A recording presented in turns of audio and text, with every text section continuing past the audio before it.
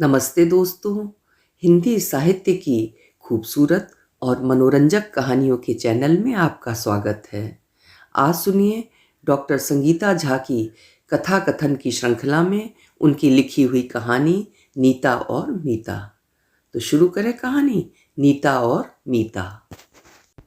ठीक सीता और गीता की तरह हम दो जुड़वा बहनें थीं। रंग रूप बिल्कुल एक सा, फर्क सिर्फ इतना कि मेरी ठुड्डी पे मस्सा और नीता के गाल पर तिल। छोटे थे तो माँ भी मस्से और तिल से ही पहचानती थी। हमारी जिंदगी भी फिल्मी बहनों से कम रोचक नहीं थी। नील मेरी जुड़वा बहन नीता के पति, मैं मीता और मेरे दिवंगत पति मेहुल एक ही क्लास में ही तो थे। हमारे नाम भी एन और एम से शुरू होने से हमारे प्रैक्टिकल के बैच भी एक थे। हम चारों एक साथ रहते थे, लेकिन नील और मेहुल एक दूसरे से कटे कटे रहते हैं। मुझे मेहुल पसंद थे और नीता नील पर मरती थी, लेकिन उस तरफ से समीकरण बिल्कुल उल्टा था। मेहुल को नीता पसंद थी और नील को मैं यानी मीता। मुझे नील बिल्कुल पसंद नहीं था और नीता को मेहुल। नील और मेहुल बिल्कुल ही अलग से थे। नील जिंदगी का एक एक पल जीता था, वहीं मेहुल एक बिजनेस फैमिली से होने से भविष्य के तिकड़म में लगा रहता। मुझे नील का अल्हड़पन बिल्कुल भी नहीं भाता था। वो कभी शम्मी कपूर की तरह कैप लगा ओ मेरी शर्मीली, तो कभी देवानंद की तरह हाथ हिलाकर दम मारो दम गा मुझे रिझाने की कोशिश करता। यूं तो मैं भी कॉलेज के दिनों में शौक हसीना ही थी, लेकिन जो हमारे पास नहीं होता वो ही हमें अपनी ओर खींचता है। इधर नीता मन की बातें मन में ही दबाए रहती थी। इससे उसे नील अच्छा लगता था। नील की बातें अक्सर देश और दुनिया की होती, जैसे तुमको मालूम है आज की डेट में अमेरिका में क्या चल रहा है, या या तुम्हारे पास दुनिया को देने के लिए क्या है। तो कभी मालूम है महाभारत में कृष्ण द्रौपदी को आखिर में क्या बोलते हैं। पढ़ाई में तो अच्छा था ही, पर जिंदगी के दूसरे फलसफे भी उसे उतने ही आकर्षित करते थे। वहीं मेहुल हर वक्त या तो पढ़ाई या पैसे कमाने में जैसी बातें करता। घर पर हम 7 भाई बहन थे, 5 बहनें और 2 छोटे भाई। हमारा परिवार गोरखपुर से बम्बई में बसा हुआ एक भूमिहार परिवार था। पापा की मेहनत और दादी के आशीर्वाद से हमारा एक धनी गुजराती कॉलोनी में एक बंगला जरूर बन गया था, लेकिन अंदर एक गोरखपुर ही बसता था। दादी को बेटे पसंद थे और माँ की कोख का ठेका भी उनके हाथ में था। 5 बेटियां तो कोख धोने के लिए ही पैदा हुई थीं। उसके बाद बैलों की जोड़ी के तरह 2 बेटे चाहिए थे। वो तो पापा के अंदर बंबई बसा था। दादी से डरते जरूर थे, पर हम 5 बहनों को उतनी ही तवज्जो देते थे जितने अपने दोनों बेटों को। मेरा और नीता का मेडिकल कॉलेज में, वो भी मशहूर केईएम मेडिकल कॉलेज में चयन होते ही हमारी पूरी गुजराती कॉलोनी में धूम मच गई। कॉलेज के पहले साल में ही नीता को नील और मुझे मेरा मेहुल मिल गया था। घर पर इतने सारे लोग होने से मैं और नीता हमेशा जिम्मेदारियों से घिरे रहते थे। इससे हम अपने हिस्से की खुशियां कॉलेज और अपने दोस्तों में ही ढूंढा करते थे। उन दिनों ना तो मोबाइल था और ना ही गूगल।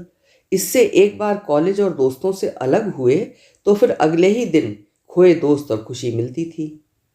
हमारा एक ग्रुप बन गया जिसमें नील मेरी वजह से और मेहुल नीता की वजह से था। नीता की चुप्पी नील को खलती थी तो मेरा शौकपन मेहुल को चुभता था। नील के पापा बॉम्बे के मशहूर डॉक्टर थे और मेहुल के पापा हीरे के कारोबारी। नीता मेहुल को देख चिढ़ जाती थी, पर मेरी उसमें रुचि देख चुप रहती थी। वही हाल नील को लेकर मेरा था। उसके खटखट करते जूते, परफ्यूम सब मेरी सिरदर्दी का कारण थे, लेकिन नीता की उसमें रुचि देखकर मैं चुप रहती थी। नीता तो नील के जूतों की आहट और हवा से आती उसके परफ्यूम से ही पहचान जाती थी कि वो कहाँ है। नील की पसंद मैं थी और मेहुल की नीता, लेकिन हम चारों साथ साथ रहते थे। इससे कभी अलग जोड़ी बन ही नहीं पाई। नील ने एक आध बार इशारा भी किया तो मैंने अनदेखा कर दिया, क्योंकि मैं तो मेहुल को ही इशारा करती थी। उन दोनों सब कुछ अबोला ही रहता था। हमारे घर का वातावरण जान दोनों भी चुप ही रहते थे। नील मेरा मस्सा और मेहुल नीता के गाल का तिल देखता रहता था, जिसके लिए अलग से कुछ करने की जरूरत नहीं थी। नीता को भी नील की बातें सुनना, उसके जूतों की खटखट और एक सुगंध पसंद थी जो मिल ही रही थी। वहीं मुझे मेहुल की संजीदगी पसंद थी जो हर वक्त मेरे साथ थी। ये बातें हम आपस में भी नहीं करते थे, सिर्फ महसूस करते थे। कभी मैं और मेहुल साथ होते तो वो कहता, क्या तुम नीता की तरह चुप नहीं रह सकती? इतना बोलना जरूरी है क्या? वहीं अगर किसी वजह से नील और नीता साथ होते तो वो कहता, बाप रे कुछ तो बोलो, तुम्हारी खामोशी मेरी जान ले लेगी, कुछ तो सीखो मीता से। लेकिन मुझ पर मेहुल और नीता पर नील की खुमारी थी। सो हमारा मन ये मानने को कतई तैयार न था कि नील की पसंद मैं और मेहुल को नीता पसंद है। काश हमने उनके मन की बात सुन ली होती। हमारी किस्मत और उनकी बदकिस्मती से इंटर्नशिप में मैं और मेहुल बैच ए के आखिरी कैंडिडेट और नील नीता बैच बी के पहले हो गए। नीता भी खुश और मैं भी। अलबत्ता नील और मेहुल कुछ हद तक दुखी हो गए थे। नील और नीता कभी पोस्टिंग के बाद तो कभी बंक कर यहाँ वहाँ घूमते, तो मैं और मेहुल भविष्य के ताने बाने बुनते। नील और मेहुल कितना भी हमें चाहें लेकिन अपने भविष्य के साथ खिलवाड़ नहीं कर सकते थे। नील को बड़ा कार्डियोलॉजिस्ट बनना था, उसने मेडिसिन में पीजी ज्वाइन की, और मेहुल को पैसा कमाना था, उसने पीडियाट्रिक्स में एमडी ज्वाइन कर ली। मुझे मेहुल और नीता को नील को पाना था, इससे बिना कुछ सोचे समझे अपनी चाहत के रास्ते पकड़ लिए। नील और नीता करीब आए या नहीं, मैंने अपने और मेहुल के इश्क के किस्से बोल बोल के उन्हें करीब करीब कर दिया। ठीक उसी तरह नीता भी रोज नील को मेरे और मेहुल के इश्क के मनगढ़ंत किस्से सुनाती। हम दोनों आइडेंटिकल ट्विंस थे, इससे हमारे मस्से, तिल और दिल अलग थे, बाकी देखने में हम एक से थे। नील और मेहुल दोनों ने भी शायद सोचा होगा कि ओरिजिनल तो मिलने से रही तो फोटोकॉपी से ही काम चला लेते हैं। हम अपने घर से बाहर निकलने को बेताब थे और उसके लिए नीता ने नील और मैंने मेहुल का सहारा लिया। यूं तो पूरी क्लास के लड़के हम दोनों राय बहनों पर मरते थे और लड़कियां सोचती, क्या गोरा रंग और तीखे नैन नक्श इतने मायने रखते हैं कि उनके गुण फीके पड़ गए। कोई अच्छी गायिका तो कोई पेंटिंग में उस्ताद तो कोई कैरम चैंपियन, लेकिन फिर भी अकल के अंधों को दो लड़कियां ही दिखती थीं। घर वाले भी चाहकर इतने अच्छे लड़के नहीं ढूंढ सकते थे। इससे दादी के थोड़े ना नुकुर के बाद हम दोनों का रिश्ता तय कर दिया गया। शादी की पहली ही रात मेहुल बार बार मेरे गाल में तिल ढूंढ रहे थे और बार बार नीता की बातें कर रहे थे। मुझे पक्का यकीन था कि नील ने तो नीता की ठुड्डी में जरूर पेन से एक मस्सा बना दिया होगा। जब हम दोनों बहनें शादी के बाद पहली बार मिले तो दोनों ही ज़्यादा खुश नहीं थे, पर समझौते के तौर पर जिंदगी अपनी पटरी पर चलने लगी। नील और नीता लंदन चले गए और पूरी दुनिया घूमने लगे, और यहाँ मैं ठाणे में छोटे से नर्सिंग होम से और बड़ा करने में लगी रही। नीता जब लंदन से आई तो मेरा घर और नर्सिंग होम देखकर बोली, ये तेरा तो जलसा है, क्या घर है।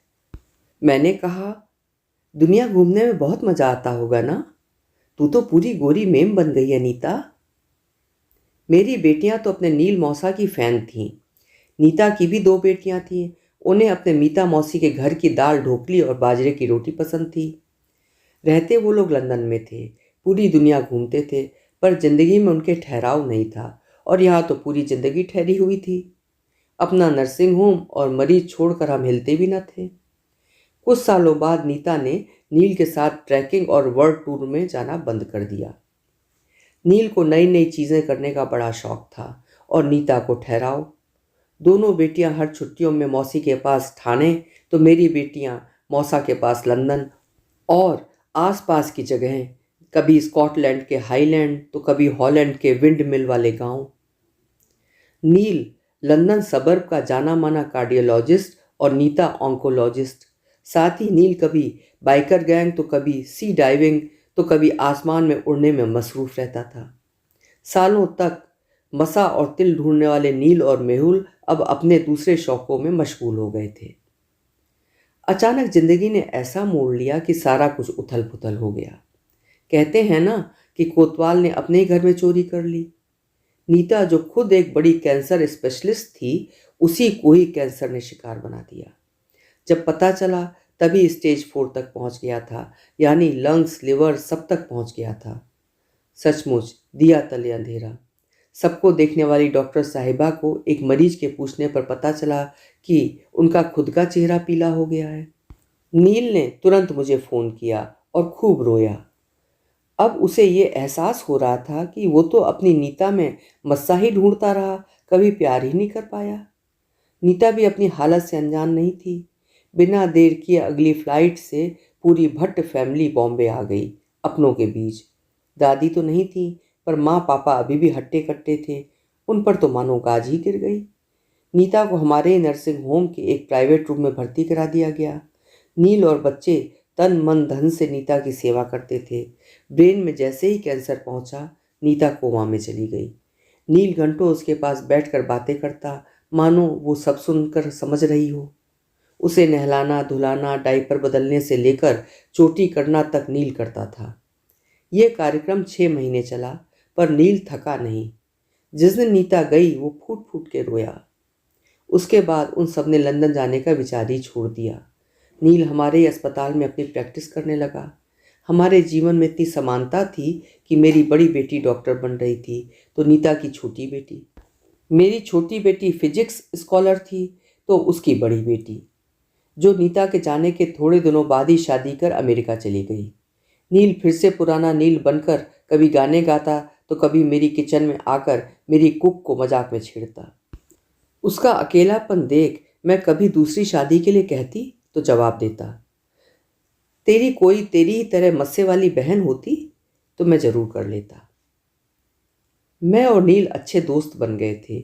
मेहुल तो हमेशा 1 का 2 और 2 का 4 करने में ही व्यस्त रहते थे। एक बड़ी कार में मैं, नील और बेटियां जो भी घर पर होती, कभी 2 तो कभी 4 लॉन्ग ड्राइव पर हर संडे निकल जाते। कभी माथेरान तो कभी खंडाला तो कभी महाबलेश्वर। जिंदगी भर जितना नहीं घूमा वो 1 साल में घूम लिया।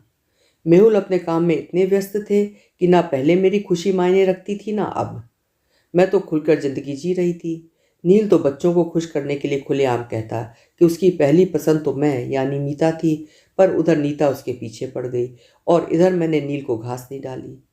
बेटियां हंसती और कोरस में कहती, आप लोगों का नाम तो सीता और गीता होना था, मीता और नीता नहीं। मैं और नील कॉलेज के दिनों को ताज़ा करते थे। इसी बीच माँ नहीं रही। नील तो पापा से भी मजाक करने लगा कि चलो ससुर दामाद का एक साथ शादी.com में देते हैं, बड़ी उम्र की आपकी और छोटी मेरी। पापा भी हंसते थे और बोलते, पहले बाल तो काले कर लें। नील ने अपने दुख, पापा के दुख सभी को इस तरह अपने अंदर समा लिया कि लगता ये किस मिट्टी का बना है। कभी कभी मुझे छेड़ता। अब मुझे शारीरिक सुख की आवश्यकता नहीं है, नैन सुख और इस मत्स्य को देखने का सुख ही काफ़ी है मेरे लिए। फिर कहता, तेरा मेहुल सिर फिरा है, इतनी सुंदर रंभा जैसी जोरू है, फिर भी पैसे को तेरी सौत बना के रखा है। मुझे देख, पहले नीता और अब मीता है मेरे साथ। मैं और बेटियां, चाहे उसकी या मेरी, उसकी बातें सुनकर हंसती रहती। हमारी दुनिया मेहुल को समझ ही नहीं आती थी। एक दिन ऐसे ही पैसे गिनते गिनते मेहुल को हार्ट अटैक हुआ और हम कुछ नहीं कर सके। नील की जबान को तो जैसे लकवा ही मार गया। बहुत चुप चुप रहने लगा था। मैं भी उससे दूर दूर रहने लगी थी। मेरी 2 और नीता की छोटी यानी 3 जवान बेटियां थी मेरे पास। अब तक तो नील की बारिश से बचने के लिए मेहुल नाप का छाता था। अब तो किसी ने हमें साथ साथ घूमते देखा तो बदनामी की बारिश से मैं भीगी जाऊंगी। मेहुल की पहली मासिक यानी मृत्यु के ठीक 1 महीने बाद नील वही पुराने ठक ठक वाले जूते पहनकर और हाथ में गुलाब का फूल लेकर मेरे कमरे में आया और कहा, अरे मीता, अब ना नीता है ना मेहुल, रास्ते के दोनों कांटे अब नहीं हैं, तू मेरी बन जा, पर इतनी उदास ना रहे, तेरे को हम देख कर जीते हैं। मुझे समझ ही नहीं आया कि मैं करूं तो क्या करूं। मैं जोर से चिल्लाई, आर यू मैड? हर समय ऐसे भद्दे मजाक? बच्चे क्या कहेंगे, लोग क्या कहेंगे, पापा क्या सोचेंगे? पीछे से पापा और बेटियों की कोरस में आवाजें आईं, हम कुछ नहीं सोचेंगे, हम सबकी खुशी नील पापा और मीता मम्मी की खुशी में है। मैं अवाक रह गई। नील तीनों का पापा बन गया और मैं माँ, और तो और वहाँ वीडियो कॉल पर चौथी मैडम अपने पति के साथ अमेरिका से ही चिल्ला रही थी, mom, I too want the same. ये सारे आपस में पहले डिस्कस करके आए थे। नील ने बड़ी बेशर्मी से कहा, अब हाँ भी कर दे, मैं तेरे मस्से को किस करना चाहता हूँ। चारों बेटियां कोरस में चिल्लाईं, पापा बस एनफ, ये हमारे स्क्रिप्ट में नहीं था। पहले शादी फिर ये सब। मुझे तो सपने में भी गुमान ना था कि मीता और नीता कहानी का द एंड ऐसे होगा। अभी आप सुन रहे थे डॉक्टर संगीता झा जी की लिखी हुई कहानी नीता और मीता। कहानी आपको कैसी लगी कमेंट बॉक्स में ज़रूर लिखिएगा। फिर मिलेंगे और मेरा चैनल सब्सक्राइब करना नहीं भूलिएगा। देखिए, आपका समय शुभ हो, मंगलमय हो।